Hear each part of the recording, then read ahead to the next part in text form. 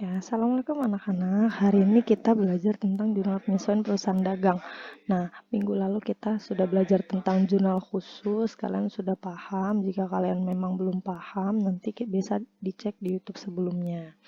Nah, jurnal penyesuaian ini sama seperti perusahaan jasa. Apa yang disesuaikan, untuk apa sih kita menyesuaikan jurnal untuk membuat jurnal penyesuaian itu untuk apa? Supaya untuk mengetahui kondisi sebenarnya dari aset, liabilitas, modal, serta pendapatan.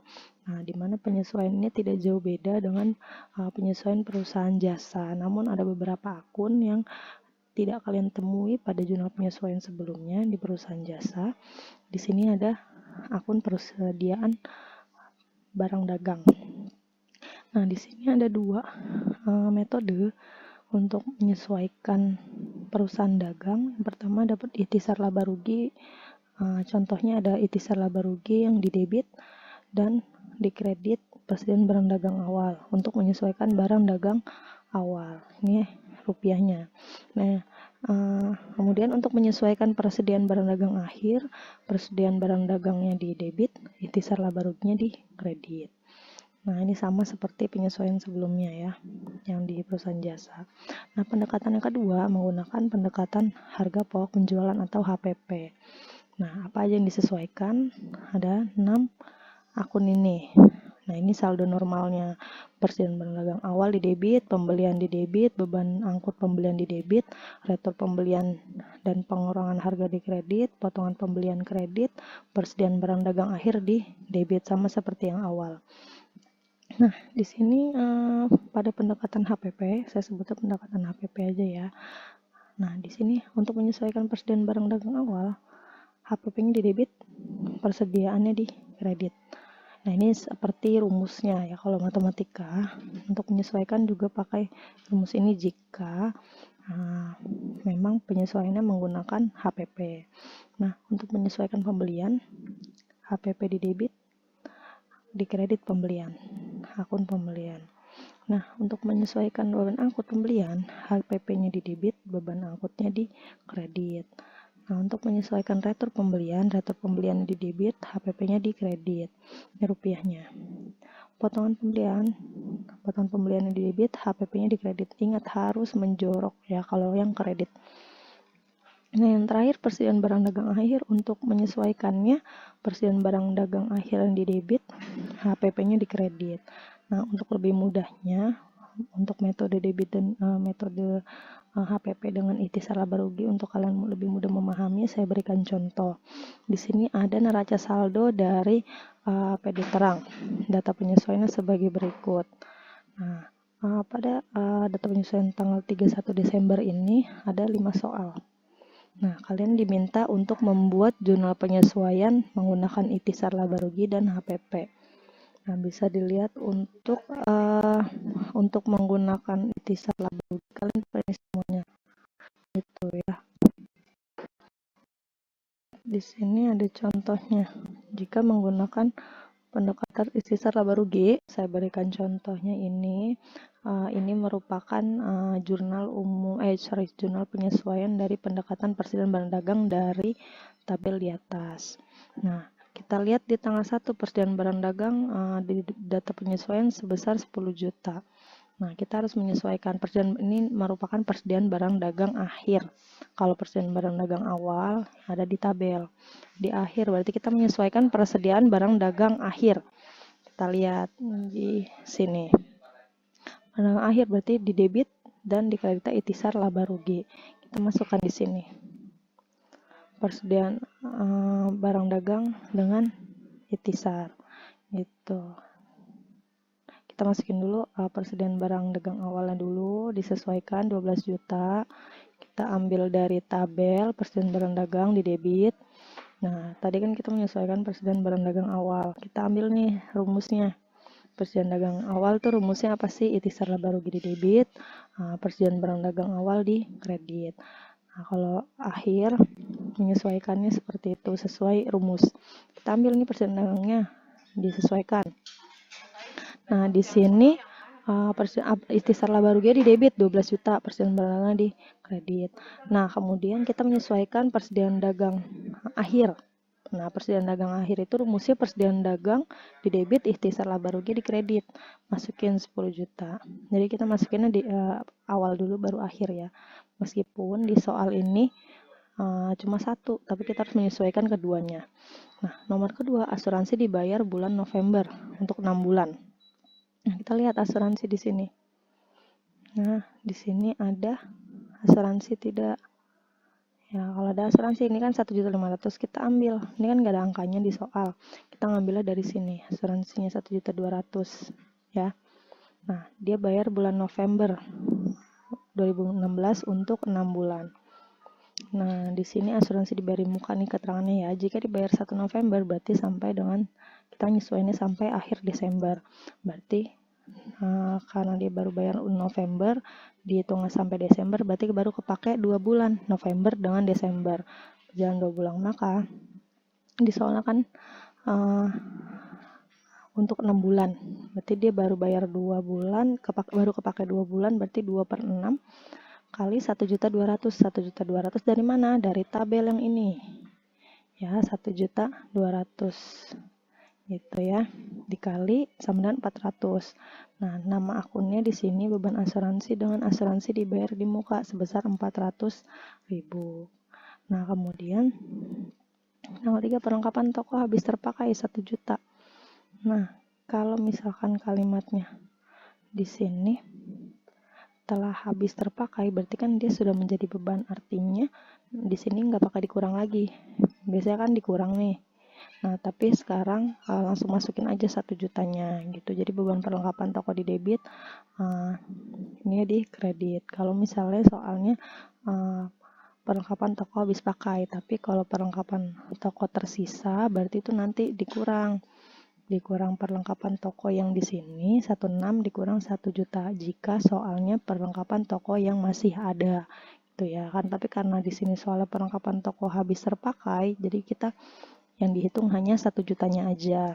Masukin di sini beban perlengkapan toko sama perlengkapan toko. Kemudian dilanjut penyusutan peralatan toko 10% dari harga perolehan. Harga perolehannya berapa? Kita lihat di sini peralatannya sebesar 8 juta. Penyusutan dari 10% dari 8 juta adalah, kita lihat di sini. Nah, nama akunnya aja kalian isi dulu. Kalau misalnya soalnya penyusutan, berarti akunnya selalu ini 2. Beban penyusutan sama akumulasi penyusutan peralatan.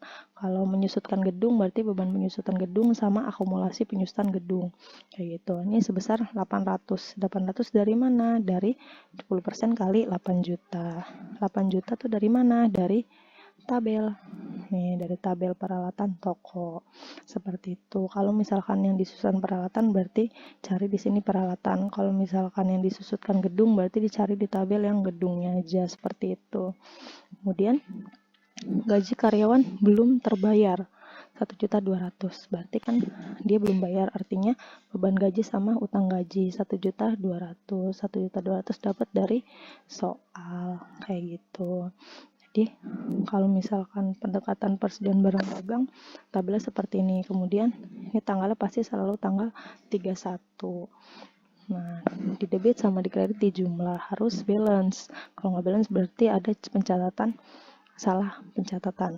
Jadi kalau harus kalian tahu, jadi ada 1, 2, 3, 4, 5. Ada 5 sama kayak yang di soal ini.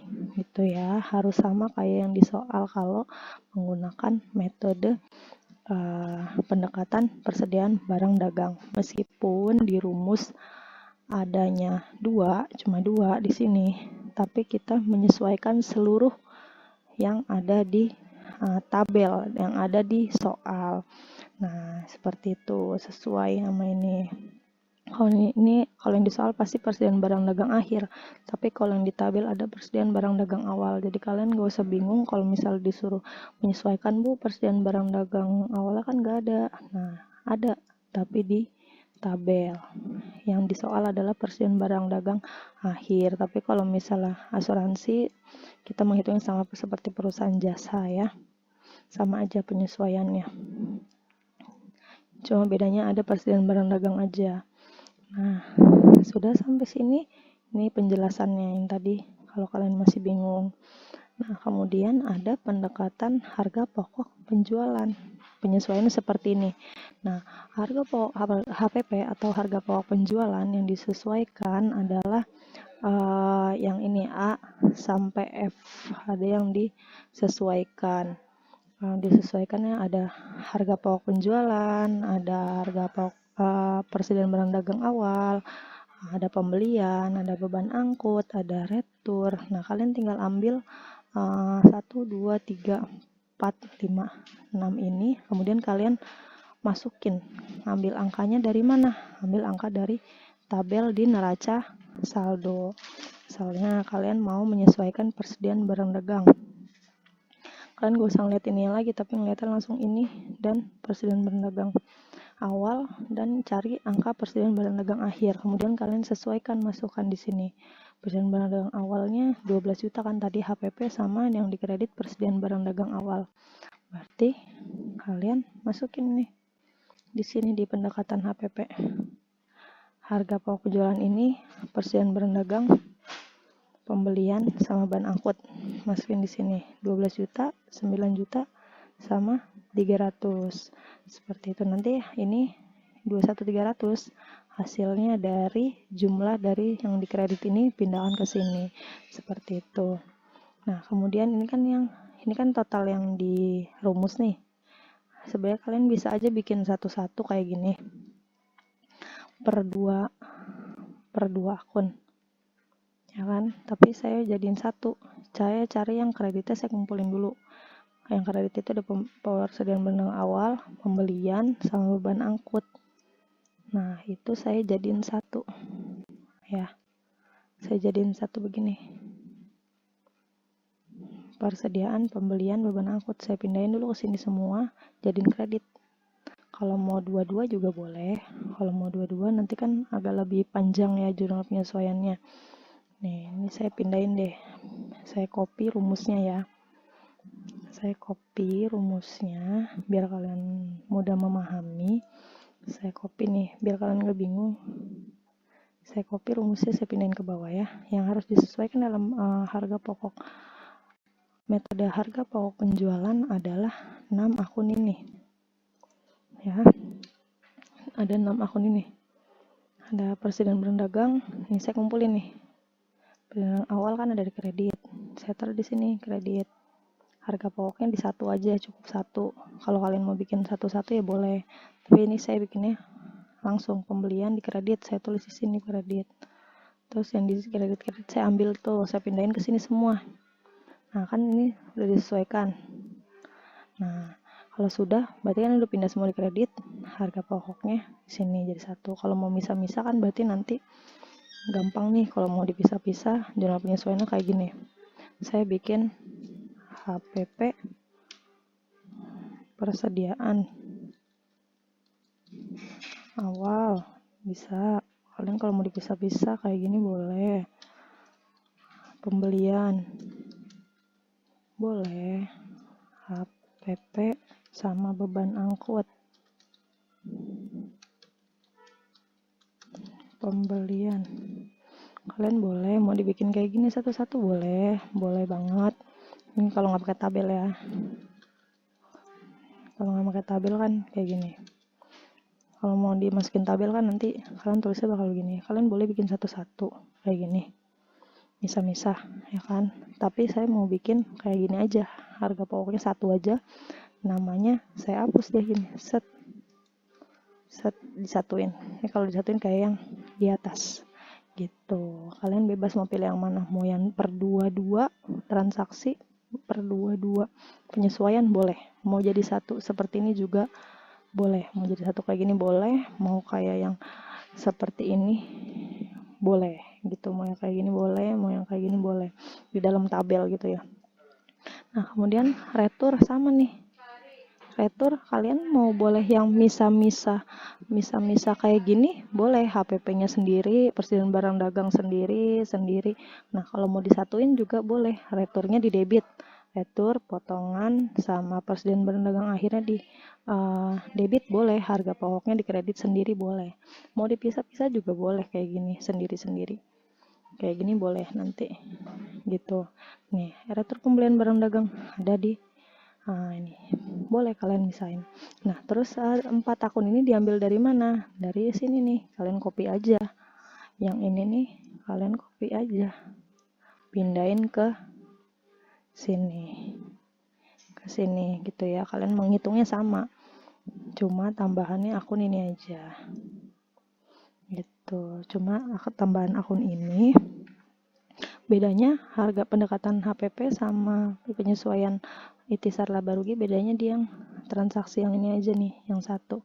Sisanya mah sama, harus ada ininya juga. 4 akun ini harus ada di persediaan barang dagang itisar. Ini pendekatan itisar laba rugi.